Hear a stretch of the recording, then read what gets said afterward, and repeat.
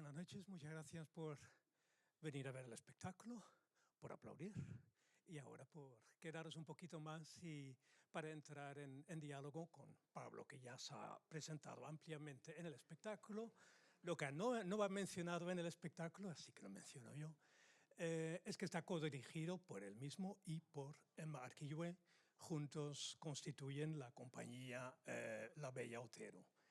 Lleváis ya unos años, este es el cuarto espectáculo que producís, acabáis de hacer otro en colaboración o en coproducción con el Teatro Llura, también en verso. Entonces, pues, también me presento a mí mismo, yo soy Ronald, trabajo en el equipo artístico del Teatro La Abadía.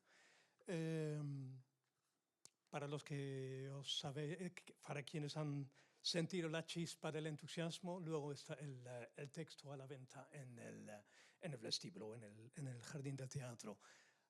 A priori yo veo dos temas de los que podemos hablar, pero naturalmente surgirán otros y espero que enseguida vosotras participéis en el diálogo.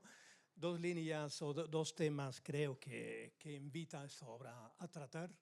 El tema del verso, la belleza del lenguaje. En el prólogo que escribe aquí Pablo Ley menciona dice que es como una especie de oda al placer de la escritura, al placer de la lectura, y yo diría que sobre todo también volviendo a ver la función ayer en el día del estreno de aquí de Madrid, el placer de escuchar, de escuchar un lenguaje singular, no usual, aunque la mayoría de las palabras son muy comunes. Entonces eso, hablar del verso, hablar del lenguaje, que has empleado y precisamente en una obra de teatro.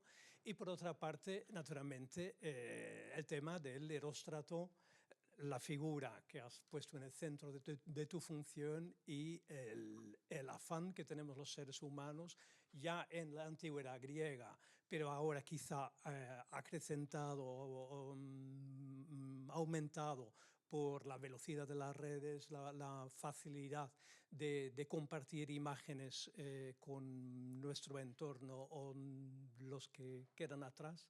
Entonces, ese es otro tema. Pues primero, entonces, enseguida, por favor, comentéis y hagáis preguntas si os apetece, si os animáis. ¿De dónde nace ese deseo o esa inquietud por el lenguaje? ¿Qué referentes uno mencionas? Que es Álvaro Tato, que también escribe teatro en verso y que ha pasado por este teatro en varias ocasiones, por cierto. ¿De dónde nace ese entusiasmo? ¿Siempre lo has tenido? ¿Siempre lo has aplicado a tu teatro o también has pasado por otros registros muy distintos? Adelante, Pablo. Gracias. Bueno, de entrada, gracias Ronald por la presentación y gracias por acogernos en el Teatro de la Abadía. Para nosotros como compañía, no me gusta decirlo, pero emergente, es un gustazo estar aquí. Ya no solo en Madrid, que ya siendo de Barcelona pues es un honor, sino que además en un teatro como este que para nosotros era un referente. O sea que gracias por eso. Respecto a lo del verso, yo empecé escribiendo poesía antes de escribir teatro. Mis primeros referentes fueron Lope de Vega, Quevedo, Calderón. Fueron los que más me marcaron. De hecho, siempre hago la broma un poco que mis amigos escuchaban rap y yo leía Calderón. Que en el fondo es lo mismo, quiero decir, al final es gente rimando para contar cosas, ¿no? O sea, se hace como una distinción entre la poesía y el rap y que para mí no tiene ningún sentido. La única gran diferencia, que creo que tiene mucho que ver con esta obra, es que yo me inspiré o leí mucho a gente que estaba muerta. Mis amigos escuchaban a raperos vivos, a los que podían ir a ver en conciertos o a los que se podía ver una entrevista, ¿no? Y mis referentes llevaban 300 años bajo tierra. Entonces era más difícil acceder a ellos. Lo único que podía hacer de vez en cuando era ver sus obras de teatro representadas, pero siempre tuve esta sensación de hecho hay un verso de Quevedo, que ahora no recuerdo exactamente cómo es, pero dice algo así como mis ojos reviven versos del pasado, algo así, como converso como diciendo que conversa con gente muerta, ¿no? Y yo me sentía un poco así cuando era adolescente. Yo escribía, imitaba, intentaba escribir sonetos a la forma de Lope o a la forma de Quevedo y, claro, la sensación siempre era de el vacío, ¿no? No había respuesta. Sí, yo qué sé, Góngora y Quevedo pues se tiraban beef, igual que se tiran beef hoy en día los raperos. En mi caso nadie me contestaba. Que no es del todo así porque sí que se ha seguido escribiendo en verso con una métrica muy fija. Por ejemplo, hubo una época que Luis García Montero y Sabina se escribían mutuamente en soneto, ¿no? Y era maravilloso. Pero quiero decir que bueno, es una forma muy, muy antigua que ya casi nadie usa. Y alguien que lo usa mucho es Álvaro Tato, efectivamente, que lo descubrí cuando yo tenía 19 años. En el Teatro Poligrama de Barcelona vinieron a hacer la función de Siglo de Oro, Siglo de Ahora, no sé si alguien la ha visto, que era increíble, porque él ya había escrito en verso, pero en esta era ya literalmente traer el Siglo de Oro a la actualidad, que era, bueno, para alguien que además yo estaba a punto de dejar Derecho para empezar Filología Hispánica, y bueno, me fascinó, ¿no? Y eso fue como la primera puerta que yo vi. Ah, vale, o sea, se pueden juntar las dos cosas. No, el teatro no tiene por qué ser siempre en prosa, incluso el teatro contemporáneo, ¿no? No siempre tengo por qué escribir en prosa o escribir poesía en verso, sino que puedo juntar las dos cosas. Pero tardé 10 años en escribir esto. O sea, estuve 10 años diciendo, bueno, a ver, algún día me atreveré a escribir algo en verso, pero siempre tenía la duda de, igual se hace pesado. Al final Álvaro Tato lo hace porque pues, ya tiene mucha experiencia. Yo qué sé, siempre, bueno, estas cosas que te dices a ti mismo de yo no voy a poder hacerlo. Entonces empecé escribiendo teatro en prosa y sí que hice un primer experimento en verso en Barcelona, en la Sala Beckett, en Malnascuts, que es una compañía joven que tienen allí como un laboratorio para teatro joven. Y fue bien, pero se quedó ahí. Y entonces, este es el cuarto proyecto de compañía. Veníamos de un proyecto muy farragoso, un proyecto con cinco intérpretes. Para una compañía de nuestras dimensiones, 5 intérpretes es una barbaridad. Pero bueno, nos vinimos un poco arriba, era un texto de un francés que yo traduje, entonces ya la traducción, la dirección también la asumí yo, también actuaba porque uno de los actores lo dejó en último, bueno, en fin, un lío. Emma llevaba la producción y al mismo tiempo prácticamente me hacía de ayudante de dirección en muchos casos, también actuaba, en fin. Entonces cuando terminamos ese proyecto dijimos, vamos a hacer algo sencillo. Dijimos, vamos a intentar que sea solo palabra y prácticamente nada en escena. Para también que fuese más fácil montar, desmontar, bueno, hacer gira, preferiblemente. Y entonces surgió este proyecto que es decir, todo lo que cuento de 2017, que Eróstrato lo descubrí después de ver Calígula, todo esto es real. O sea, y lo de la casualidad de la fecha también. Pero eso se quedó ahí en un rincón de mi mente y años después, cuando dijimos de hacer un proyecto más sencillo, pues dije, pues va, vamos a hablar de este tema en verso. Y Emma fue la que terminó de animarme, de decirme, oye, porque yo tenía fragmentos en verso y otros en prosa, y me dijo, prueba que todo sea en verso, porque yo creo que tiene más valor, ¿no? Y le hice caso y salió esto. Sí, creo que, que has acertado con el texto, que habéis acertado con el espectáculo. Dices que es solamente el trabajo del actor y de la palabra, pero naturalmente hay una escenografía muy minimalista, muy sencilla, pero creo que también acertada, de Yaiza Ares, ¿verdad? Sí, la mencionamos también. Otra pregunta más que te hago yo y luego paso el turno al numeroso público. Y el tema, entonces, la necesidad que sentimos los humanos de dejar algo atrás, de dejar huella. Bueno, hay muchas palabras que resuenan en tu texto. Ser percibido, naturalmente, es una cosa de todos los tiempos. ¿Empezaste por eso y luego encontraste la figura de Eróstrato o fue justo al revés? ¿Empezaste por referencias antiguas y luego encontraste esa resonancia en los tiempos actuales con las redes y el uso del teléfono móvil? Cuenta un poco sobre eso. Pues o sea, la reflexión sobre pasar a la historia, el hecho de eso, ¿no? Que en tu adolescencia estés tan expuesto a figuras que están muertas, te hace plantearte mucho, ¿no? El hecho de pasar a la historia, de dejar un legado. De hecho, hay un poema que me marcó mucho cuando era muy joven, que es me parece que se llama Poema a un poeta del futuro, algo así, de Cernuda, que lo leía y yo pensaba, hostia, claro, es que esto lo escribió hace prácticamente 100 años y era para mí, en el fondo, ¿no? O sea, para todos, ¿no? Pero cuando yo lo leía y era adolescente pensaba, claro, estaba pensando en mí y yo no era ni proyecto, ¿no? No habían ni nacido mis padres todavía. Entonces, bueno, este viaje como temporal que tiene la literatura y el arte en general siempre me hizo pensar mucho sobre, bueno, si yo también quería o no, ¿no? Y en el fondo, bueno, Unamuno lo dice, ¿no? En un ensayo que también leí para escribir esto, que dice, literato que os diga que no busca la gloria miente como un bellaco. Y en el fondo es cierto, ¿no? En parte, no solo, ¿no? Al final siempre es ambivalente las cosas. No solo queremos que nos recuerden, también queremos hacer las cosas porque las queremos hacer y punto, ¿no? Pero negar que queremos dejar un legado también es ingenuo, ¿no? O sea, claro que queremos dejar un legado y queremos que se nos recuerde y que se nos recuerde preferiblemente bien, ¿no? Me he perdido. Perdón. Ah, sí, bueno, ¿y qué fue antes? Vale. Entonces, la reflexión del deseo de pasar a la posteridad estaba ahí desde que era joven y en 2015, 2016, la época que yo tenía mis primeros 20, era la época en la que YouTube se estaba viralizando muchísimo y había muchos retos virales de estos de pues subirse arriba de una torre y incluso morirse solo por tener likes o visualizaciones. O sea, era una época en la que realmente era muy importante ser viral, ¿no? O sea, de hecho, yo recuerdo crecer, digo mis 20 y en realidad mi adolescencia también. Yo hacía skate, por ejemplo, y siempre había esta cosa de, ¡buah, cómo molaría que un vídeo mío de skate se hiciera viral! Y a día de hoy lo miro atrás y digo, ¿pero por qué, no? O sea, ¿qué necesidad había de ese deseo de ser viral? ¿Para qué? Si luego es que eras viral un día y luego ya está, ¿no? O sea, no servía de nada. Que es un poco lo que le pasa a este, ¿no? Que se hace viral una hora y luego nadie se lo cree, ¿no? Sencillamente ha pasado.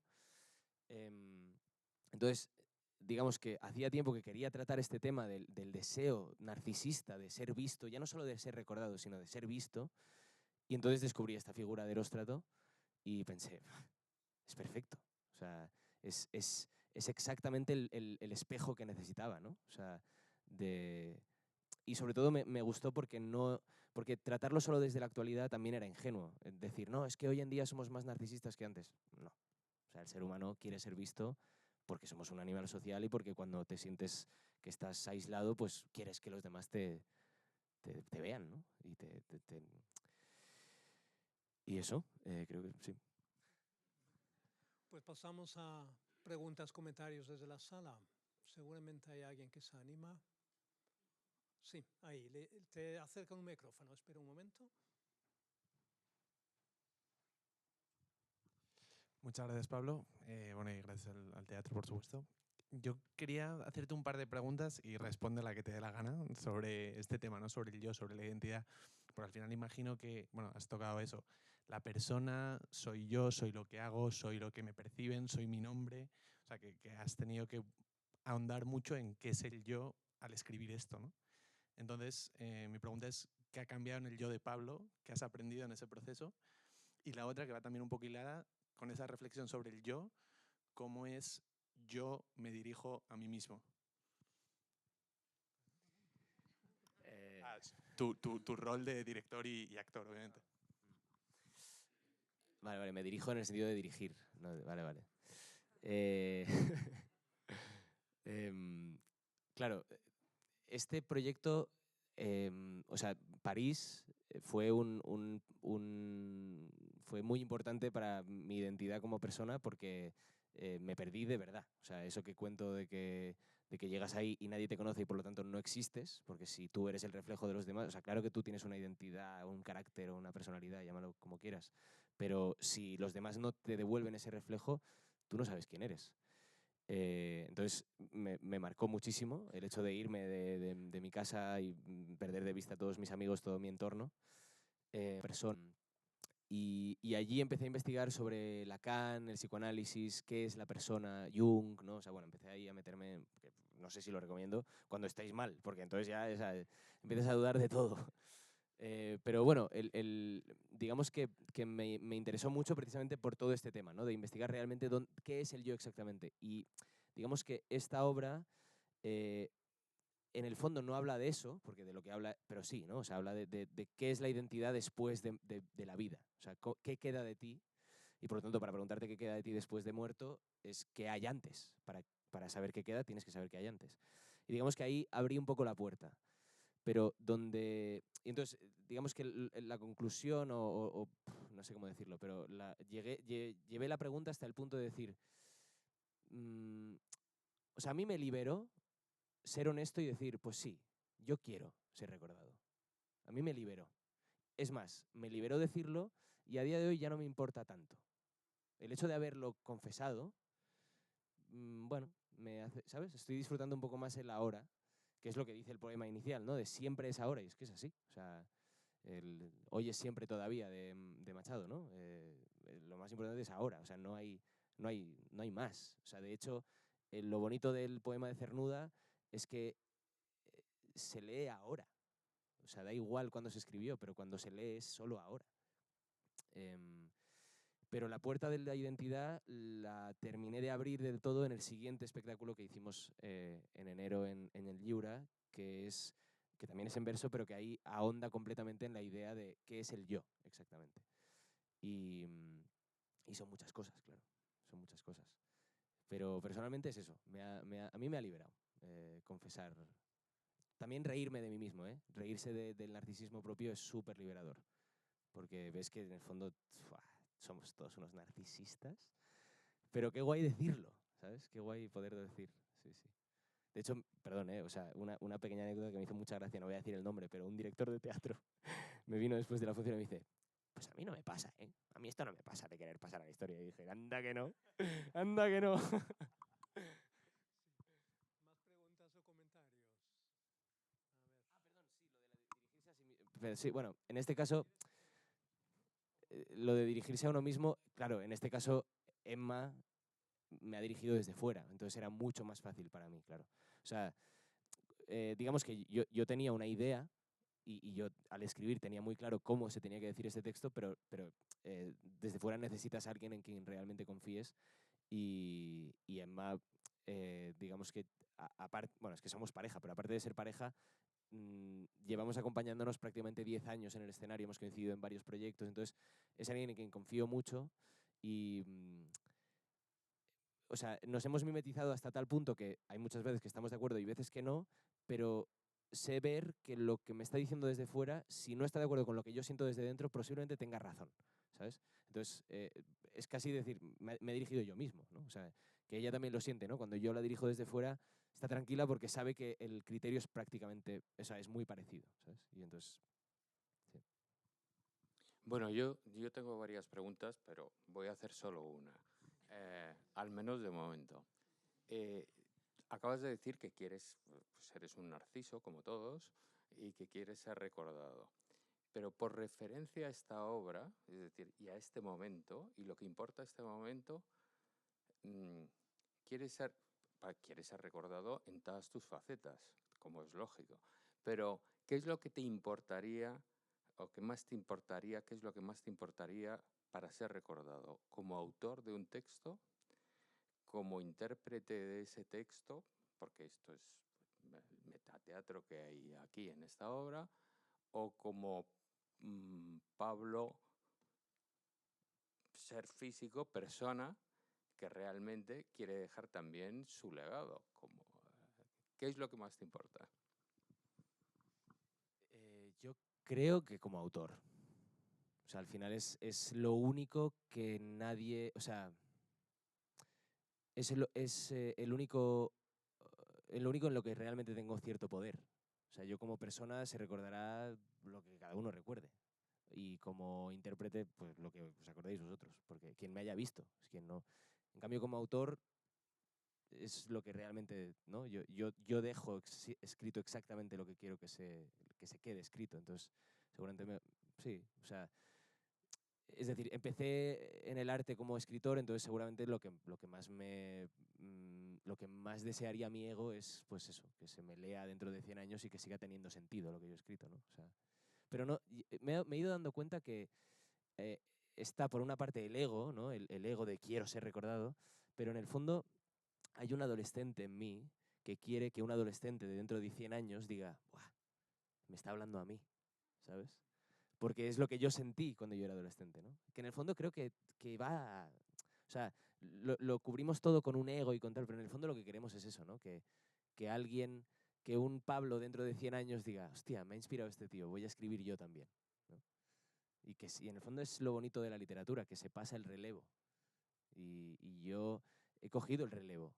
O sea, me siento muy afortunado en ese sentido de que mi lengua materna sea el castellano. Porque, joder, menudos poetas tenemos, ¿no? O sea, entonces me siento ahí, por un lado, pues afortunado y por otro lado responsable también, ¿no? De cuidarlo porque me han dado una cosa muy valiosa. Entonces, sí, como autor, yo creo que como autor, sí.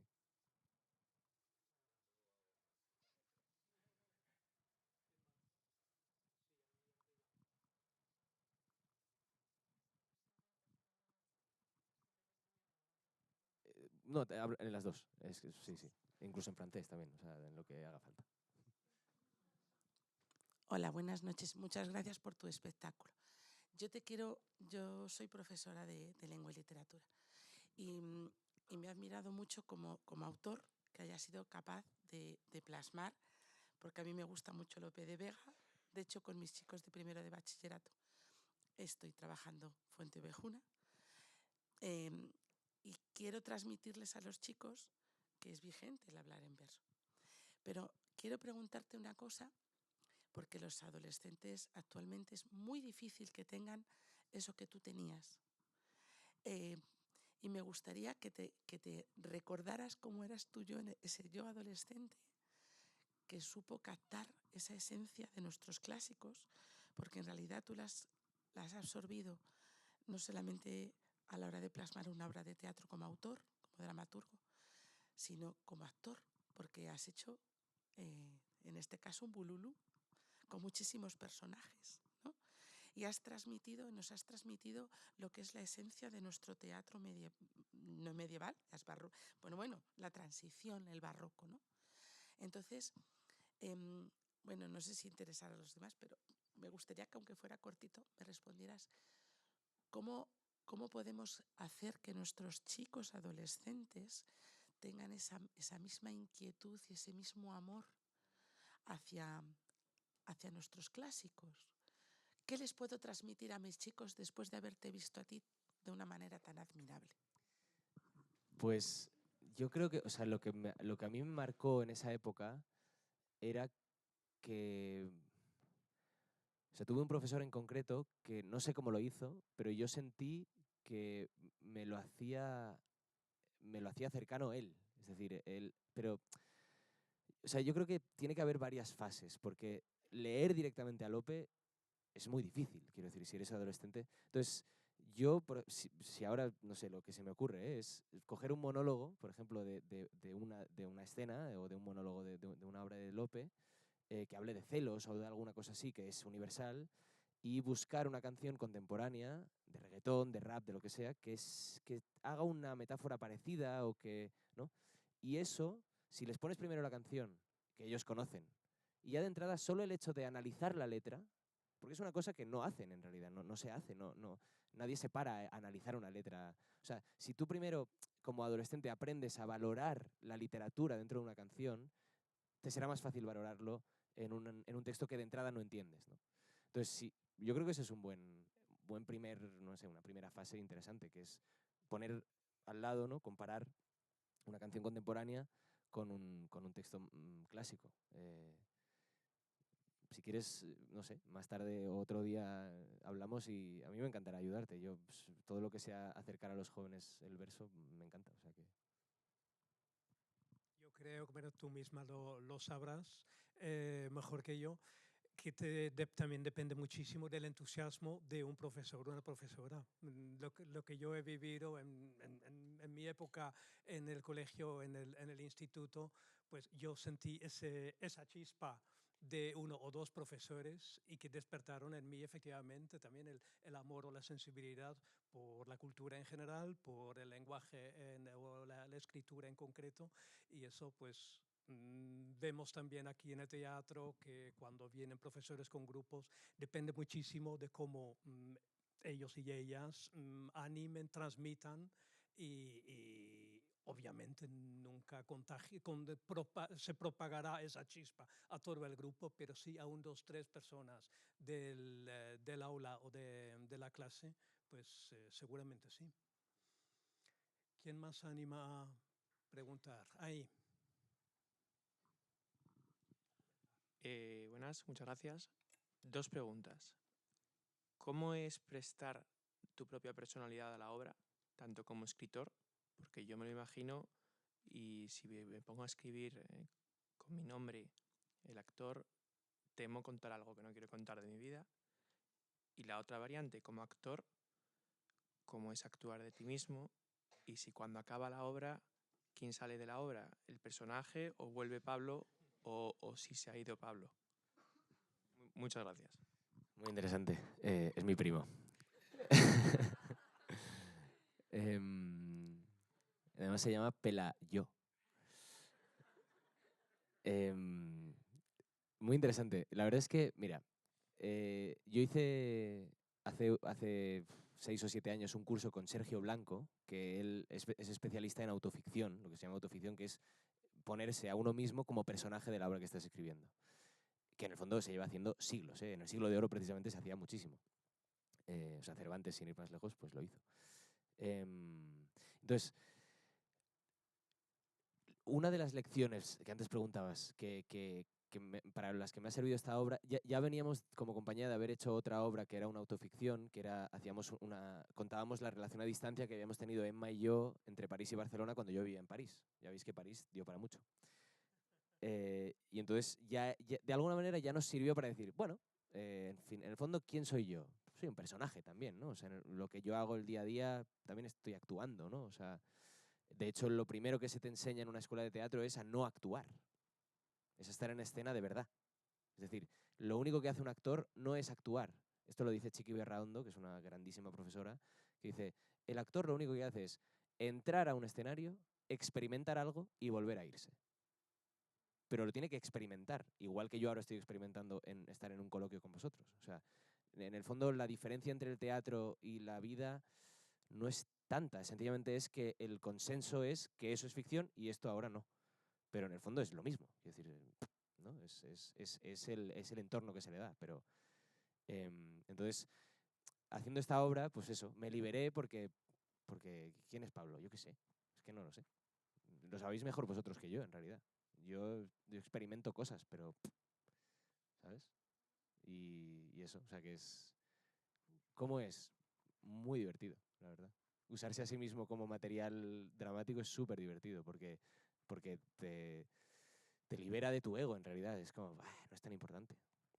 No me da vergüenza.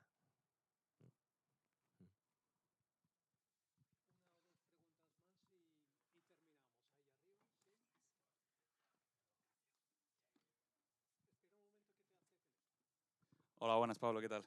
Muchas gracias. Relacionándolo un poco con la temática esta narcisista y ahora justo lo que comentaba bueno, tú con tu primo sobre usarse a sí mismo como material actoral o interpretativo. ¿Te pasa? Porque, claro, has comentado que ya van siendo como 3 obras, ¿no? Que hablas un poco de tus vivencias un poco personales. ¿Te pasa que en tu día a día estás un poco pendiente de a ver qué te pasa porque puede ser material potencial para usar en una obra y si no te pasa nada, mierda, porque no, como que mis recursos como a lo mejor autor y actor se desvanecen? Qué interesante. Pues la verdad es que, curiosamente, no. O sea, lo que sí que le doy mucha importancia es a qué me preocupa. O sea, yo creo que lo que intento hacer en mis obras de teatro es poner en escena las preguntas que yo tengo. Y ala, a vosotros, ¿sabes? O sea, como que lo que me gusta es aprovechar el teatro para ahondar en temas que me interesan o que me preocupan o que me apasionan, sencillamente. Entonces, yo creo que estoy más pendiente de qué me pasa. Por ejemplo, ahora, una cosa con la que estoy es la adicción al móvil. O sea, yo tengo un problema, o sea, lo asumo. He dejado de beber, pero no he dejado el móvil. Y es algo que es una putada, porque además nuestro curro, ¿no? Tienes que estar ahí constantemente, que si redes, que si promo, que si contestando un mail, un mensaje, un no sé qué. Es que yo no sé estar 24 horas sin mirar el móvil y es gravísimo. O sea, y ahora, por ejemplo, pues estoy empezando a escribir una obra sobre eso, sobre cómo las grandes multinacionales usan nuestros datos y se aprovechan de nuestra atención, bla, bla, bla, bla, bla, ¿no?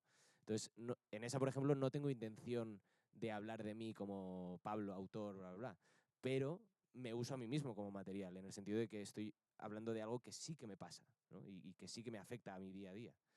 Entonces,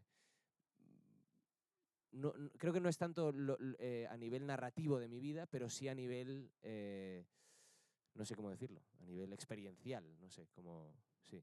Mis experiencias de lo que me ocurre por dentro, no tanto ir a París o estar en no sé qué o sentirme, o sea, es más el hecho de sentirse solo o sentirse adicto o no saber qué quieres hacer con tu vida que no tanto, digamos, la anécdota que lo envuelve, ¿no? Pero sí, me uso constantemente. Pero es que viniendo de la poesía, bueno, es que tengo un colega ahí que es poeta y es que él lo sabe mejor que nadie. O sea, la poesía solo usa... O sea, de hecho, cuando la poesía no usa al poeta, ¿no? No sé, yo creo, ¿eh? O sea, el poeta, o sea, el yo poético, aunque sea ficción, usa la sensación real. Que volvemos a lo mismo. Un actor también usa sensaciones reales en escena, pero se las puede autoinducir. O sea, quiero decir que es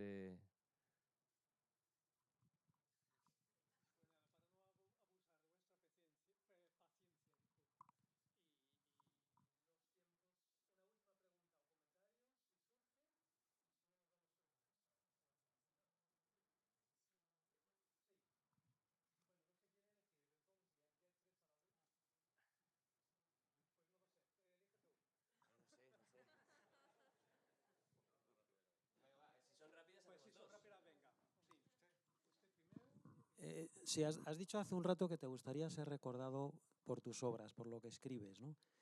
Pero esta obra de teatro ¿no te parece que es mucho más que el libro? Porque estamos escuchando tu obra de teatro, estás representándolo y además tú eres el actor, con lo cual eso es mucho más. Entonces, ¿no te parece que va a ser más complicado que sea recordado solo por una parte, ¿no? En vez de por esto que has hecho hoy? Sí, sí, claro. O sea, quiero decir, el tema es que si tuviese que escoger, escogería la de autor. Es decir, los próximos...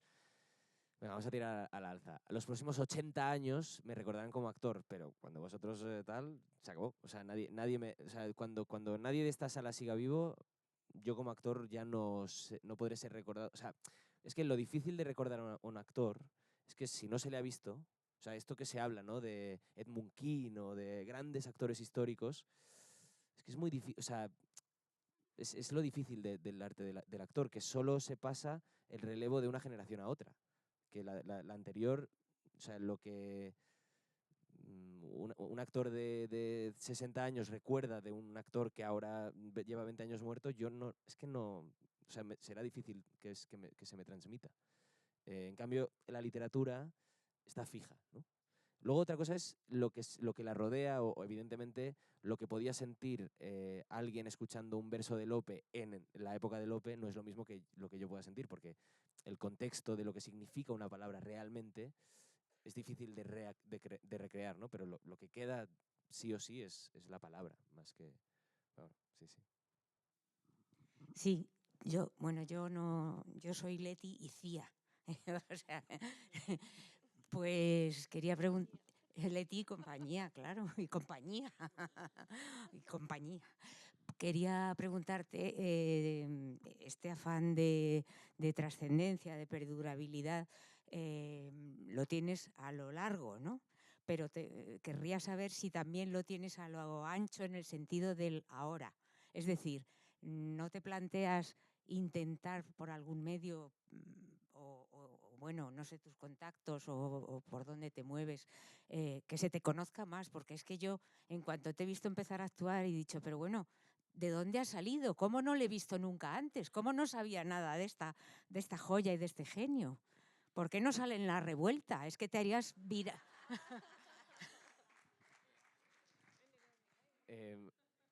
Joder. Hostia, realmente a nivel de comunicación lo debo hacer fatal, ¿no? No, quiero decir, sí, mi intención es crecer. Lo que pasa es que no... precisamente creo que algo que he intentado hacer estos años es disfrutar de cada momento, ¿no? Por eso, estar en el presente y, bueno, pues, o sea, lo bueno del teatro es que yo hoy me voy llenísimo y solo me habéis visto, ¿qué? 150 personas. Pero me voy llenísimo. No, pero quiero decir, claro, lo comparas con... Claro, pero quiero decir que seguramente hay gente que hace conciertos y llena estadios y no se va a casa igual de lleno, a lo mejor, porque está haciendo algo que es un producto y, ¿sabes? Entonces yo casi que yo pongo por delante la calidad que la cantidad. Pero evidentemente mi intención es crecer, claro. O sea, la intención de la compañía es que el proyecto crezca y que nos conozca cada vez más gente y, o sea, sí, ojalá. Lo que pasa es que, bueno, somos muy pequeñitos y no tenemos, o sea, lo hacemos todos nosotros, claro. A nivel de comunicación, de distribución, de producción, de todo.